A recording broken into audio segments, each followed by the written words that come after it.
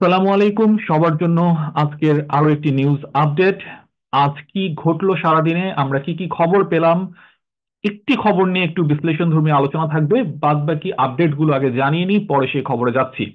প্রথম আপডেটটি হচ্ছে ব্যারিস্টার আন্দালিব রহমান পার্থকে গতকাল বুধবার রাত 1টার সময় তার বাসা থেকে ডিবি পুলিশ পরিচয় দিয়ে তুলে নিয়ে যাওয়া হয়েছে। এই তথ্য মানবজমিনকে নিশ্চিত করেছেন, আজকে নিশ্চিত করেছেন বৃহস্পতিবারে আন্দালিব রহমান পার্থর ব্যক্তিগত সহকারী জুয়েল।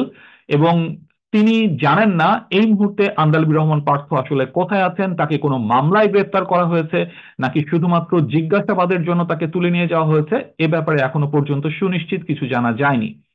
এটি হচ্ছে একটি খবর। দ্বিতীয় খবর হচ্ছে মোংলা পোর্টের যে পরিচালনার দায়িত্ব, সেই মোংলা পোর্টের পরিচালনার দায়িত্ব ইন্ডিয়ান একটি company IPGL, Indian Port Global Limited, এই কোম্পানিকে দেওয়া হয়েছে। এটি মানব জমিনের রিপোর্ট এবং মানব জমিন এই রিপোর্টটি করেছে ইন্ডিয়ান পোর্ট অথরিটির একজন কর্মকর্তার বরাতে। তো এখানে মানব জমিন যে রিপোর্টটি করেছে সেটি হচ্ছে যে এই বন্দর কূটনীতিতে চীন হেরে গেল ভারতের কাছে এবং বাংলাদেশের এই মোংলা পোর্ট পরিচালনার নিয়ন্ত্রণ নিয়ে মোটামুটি ভাবে ভারত এই অঞ্চলে আধিপত্য বিস্তারে বেশ কিছুটা অগ্রসর হলো। এটি বিস্তারিত আলোচনার দাবি রাখে যে বর্তমানে জিও পলিটিক্যাল সিচুয়েশন অনুযায়ী বাংলাদেশে আসলে দুটি পক্ষ না তিনটি পক্ষ, কয়টি পক্ষ সক্রিয়ভাবে কাজ করছে, এগুলো নিয়ে আলোচনা হবে। এর পরের আপডেটটাতে চলে যাই। পরের আপডেট হচ্ছে গ্রেফতার বাণিজ্য চলছে। গতকালকে আমি বলেছিলাম যে এখন সমানে বিরোধী দলীয় নেতাকর্মীদেরকে গ্রেফতার করা হবে এবং যেখানেই যেই সহিংসতা যাই হচ্ছে সবকিছুর জন্য এখন এই বিরোধী দলীয় নেতাকর্মীদেরকে দায়ী করা হচ্ছে। এটি ছিল আরেকটি আপডেট। এর পরে আসছি আজকে যে বিষয়টা নিয়ে একটু বিশ্লেষণ করব সেই খবরটিতে। চলুন খবরটি দেখে নেওয়া যাক।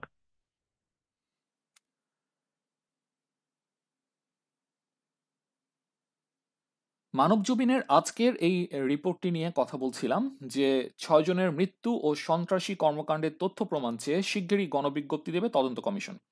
এর আগের আপডেটে জানিয়েছিলাম যে তদন্ত কমিশন 1 সদস্য বিশিষ্ট এবং এই তদন্ত কমিশনের একমাত্র সদস্য হাইকোর্টের বিচারপতি খন্দকার দিলুরুজ্জামান। গতকাল তারা দুপুরে প্রথম বৈঠকে করেছিলেন এবং খন্দকার দিলুরুজ্জামানের সাথে সেখানে আরও কিছু মানুষ ছিলেন, মন্ত্রিপরিষদ সচিব ছিলেন। আর যারা যারা ছিলেন তাদের নাম বলতে চাচ্ছি না। মূল ঘটনাতে আসি। মূল ঘটনাটি হচ্ছে যে 5ই জুলাই থেকে 16ই জুলাই পর্যন্ত সংঘটিত অগ্নিসংযোগ, লুটপাট, সন্ত্রাসী কর্মকাণ্ড ও 6 জনের মৃত্যুর বিষয়ে তথ্য প্রমাণ দেওয়ার আহ্বান জানিয়ে গণবিজ্ঞপ্তি দেওয়া হবে। ডাক অথবা ইমেইলে কমিশনের কাছে তা পাঠানো যাবে। আর কমিশনের দৈনন্দিন কার্যক্রম প্রেস বিজ্ঞপ্তির মাধ্যমে জানানো হবে। মানে মেইন যে জায়গাটিতে আসতে হবে সেটি হচ্ছে এখানে। সেটি হলো কমিশনের তদন্ত শুধু 16ই জুলাইয়ের মৃত্যুর ঘটনা নিয়েই হবে কিনা। সাংবাদিকদের এমন প্রশ্নের জবাবে বিচারপতি খন্দকার দিলুরুজ্জামান বলেন, আমার যে টার্মস অফ রেফারেন্স আছে সেই টার্মস অফ রেফারেন্স অনুযায়ী হবে, সেই অনুযায়ী কমিশনের কার্যক্রম চলবে। এখন পর্যন্ত এই 6 জনের মৃত্যুর ব্যাপারেই প্রজ্ঞাপনে বলা আছে। এটা সব থেকে গুরুত্বপূর্ণ। এখন পর্যন্ত এই 6 জনের মৃত্যুর ব্যাপারেই প্রজ্ঞাপনে বলা আছে। পরিস্থিতি স্বাভাবিক হলে তারা ঘটনাস্থল পরিদর্শন করবেন। এরপরে আরেকটু যোগ করি, সেটি হচ্ছে ঘটনাস্থলগুলো পরিষ্কার করে ফেলা হয়েছে। এখন ঘটনাস্থল পরিদর্শনে প্রকৃত অবস্থা জানা যাবে কিনা, এই প্রশ্নের জবাবে বিচারপতি দিলরুজ্জামান বলেন, একটা অস্বাভাবিক অবস্থা বিরাজ করছিল, কারফিউ ছিল, সাধারণ ছুটি ছিল, যে কারণে তাৎক্ষণিকভাবে সেখানে পৌঁছানো সম্ভব হয়নি। আমরা চেষ্টা করব সকল ঘটনা সুস্থ তদন্ত করার। মোটামুটি ভাবে তদন্ত কিরকম হবে সেটা আমরা বুঝতেই পারছি। সরাসরি গুলি করে এত মানুষকে হত্যা করা হলো। আপনাদের জাস্ট শুধুমাত্র যদি প্রথম আলো দেখি, প্রথম আলোর হিসাবেই প্রায় 206 জন, 206 জন। আর বেওয়ারিশ হিসেবে লাশ দাফন করা হয়েছে 21টি, যাদের কোনো পরিচয় নেই, তারা বেওয়ারিশ। সেই বেওয়ারিশ হিসেবে 21টি লাশ দাফন করেছে আঞ্জুমান মুফিদুল ইসলাম। বিভিন্ন জায়গায় রিপোর্ট হচ্ছে যে নিহতের সংখ্যা না জানি কত হয়ে যাবে। আর আপনারা শুধুমাত্র এই 6 জনের মৃত্যু নিয়ে তদন্ত কমিশন গঠন করলেন, তাও সেই তদন্ত কমিশন সেই মৃত্যু কোথায় হয়েছে সেই স্পটগুলি খুঁজতে যাবে বা সেই স্পটগুলি দেখতে যাবে, এতদিন পরে যেখানে সমস্ত আলামত সরিয়ে ফেলা হয়েছে, সেই মৃত্যুগুলো যে রাষ্ট্রীয় বাহিনীর মাধ্যমে হয়নি বা আওয়ামী সন্ত্রাসীদের মাধ্যমে হয়নি, এই এই প্রমাণগুলো কি থাকবে? মানে একটা দেশে, একটা গণতান্ত্রিক দেশে রাষ্ট্রীয় বাহিনী গুলি করে মানুষ মারছে, সেটির ভিডিও আছে, ভিডিও ফুটেজ দেখা যাচ্ছে ফেসবুকে, এইরকম ভিডিও ফুটেজ অসংখ্য, যেখানে দেখা যাচ্ছে যে একটা লোককে দুবার গুলি করা হয়েছে, আর একজন লোক তাকে সরিয়ে নেওয়ার চেষ্টা করছে, তারপরেও আবারও তাকে 2 রাউন্ড তার বুকে গুলি করা হলো। কেন? এই ধরনের কার্যকলাপের মানে কি? একটি সরকারকে টিকিয়ে রাখার জন্য এ ধরনের কার্যকলাপ করতে হয় একটি সরকার, এবং সেটি কোন সরকার? ফ্যাসিস্ট একটি সরকার। যে সরকার কোন ধরনের মূল্যবোধ, কোন ধরনের চেতনা, সেটা যে চেতনাই হোক,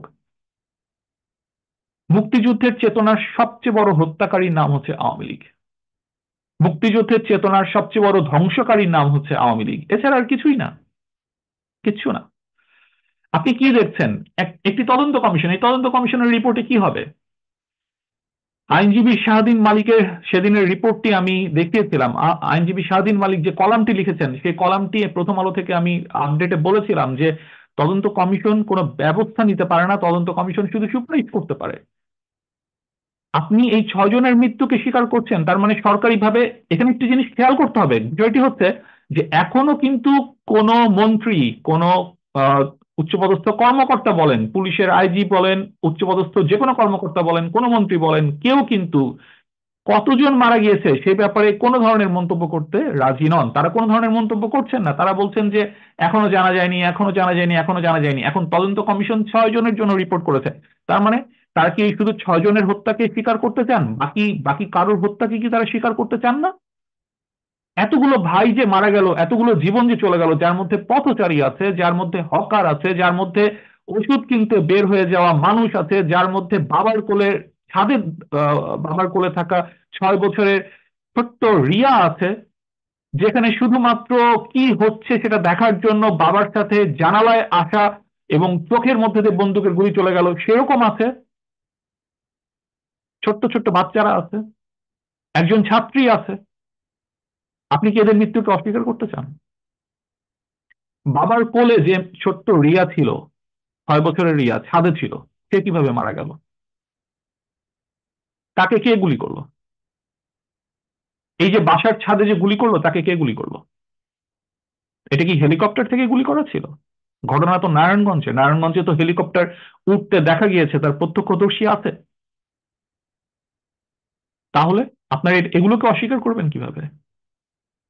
এখন যে কাজটি আপনারা করবেন সেটি আমাদের কাছে খুবই পরিষ্কার, এবং সেটি শুধু আমাদের কাছে পরিষ্কার কেন, পুরো বাংলাদেশের সবার কাছে এই জিনিসটি খুবই পরিষ্কার। এখন যে ঘটনাগুলো ঘটবে সেটি হচ্ছে যে আপনারা যত দ্রুত সম্ভব আপনাদের রক্তের দাগ মুছে ফেলার চেষ্টা করবেন, এবং আপনারা এখন যত দ্রুত সম্ভব লিস্ট করে করে বিরোধী দলীয় নেতা কর্মী, যারা সদস্য হিসেবে বিএনপিতে আছেন, বিএনপির অঙ্গ সংগঠনে আছেন, যারা বিভিন্ন বিরোধী দলের উচ্চ পদস্থ পদে আছেন, অথবা সাধারণ কর্মী, সাধারণ সমর্থক, আপনারা তাদের লিস্ট কাদের কাছ থেকে নেবেন?